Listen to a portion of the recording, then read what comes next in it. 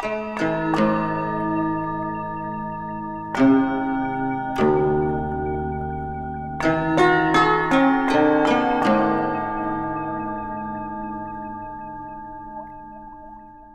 dans la vidéo précédente, on a vu que on est en seconde quantification. Les molécules d'eau interagissent avec le vide quantique, créent ce qu'on appelle des domaines de cohérence. Et ces domaines de cohérence, je vous ai passé la théorie, mais tout ça c'est publié, donc ceux qui sont intéressés pourront aller lire les articles scientifiques qui vous expliquent tout ça avec des équations. Eh bien, on prévoit que l'eau surfondue va pouvoir être gardée jusqu'à une température de 230 K.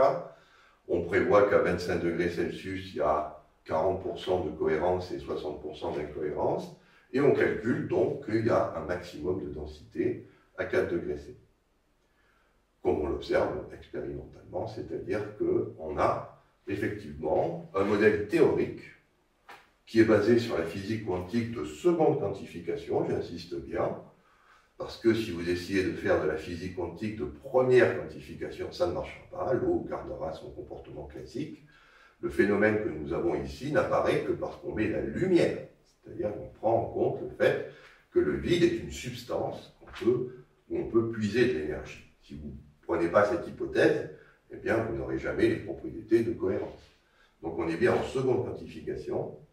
Et on a vu qu'on pouvait faire une analogie avec ce qu'on appelle la physique des supraconducteurs. C'est-à-dire qu'il y a une condensation de Bose-Einstein qui implique non pas de la matière mais des photons. Ce sont les photons qui s'échangent entre les différentes molécules d'eau. Ils vont se mettre dans un état de cohérence de phase qu'on appelle un condensat de Bose-Einstein.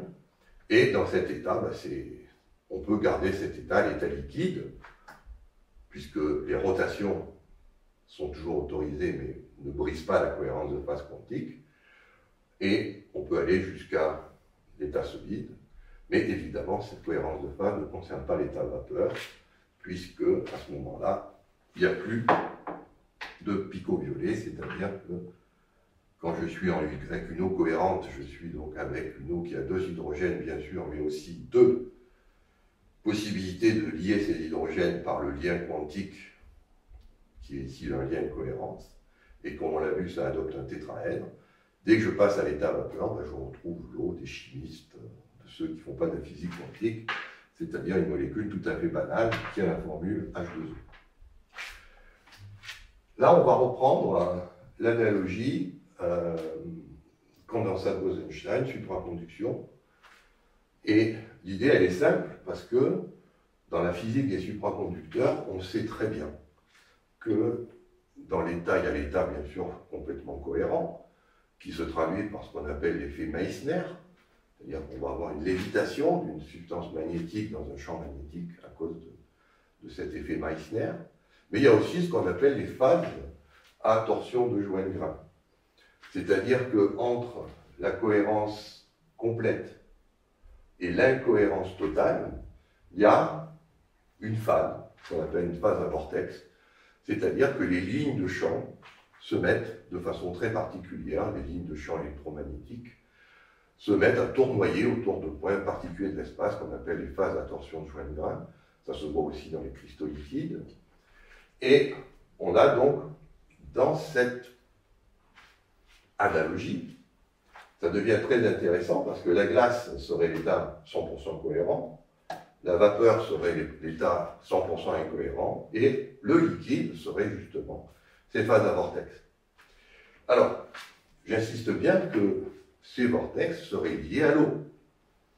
Au fait que l'eau a ce comportement lorsqu'elle s'excite avec l'énergie du vide, et pas avec quelque chose qui est une matière qui n'est pas de l'eau. Pourquoi je dis ça? Eh bien parce que lorsqu'on prend donc la physique, on sait que les molécules d'eau sont polaires, donc elles ont ce qu'on appelle un moment dipolaire, qui est le produit d'une charge fractionnaire par une distance, delta, et que ceci donne naissance à ce qu'on appelle une densité de polarisation. L'eau est un liquide polaire, donc les moments dipolaires vont s'orienter, vont aussi avoir une cohérence, et lorsque on calcule le diamètre de ces vortex qui sont par là où on peut perturber la cohérence de façon locale pour autoriser les lignes de champ à passer, parce que s'il y avait de la cohérence partout, les lignes de champ ne peuvent pas passer, c'est l'effet Meissner. Là, elles vont pouvoir passer, mais sans détruire la cohérence, en créant ces vortex. Eh bien, la physique nous apprend que ces vortex, l'inverse du carré d'un diamètre est proportionnel au rapport charge sur masse. Ils dépendent de la polarisation, de la densité de polarisation et de la distance delta, donc, qui règle la séparation de charge dans le moment dipolaire de la substance qui crée ces vortex. Et puis on a des constantes de la nature, permittivité du vide, carré de la vitesse de la lumière. Alors, l'idée elle est simple, c'est que le flux magnétique doit être toujours quantifié. Ça, c'est les lois de la physique quantique l'imposent. Donc on peut à ce moment-là introduire la quantification du flux magnétique. Si d'autre part on utilise pour la taille de l'électron son rayon classique, qui est une expression qui est bien connue, eh bien on peut trouver ce résultat. C'est-à-dire que on peut calculer le diamètre de ces vortex compte tenu de ces propriétés qu'on connaît bien, moment dipolaire de l'eau et charge, polarité.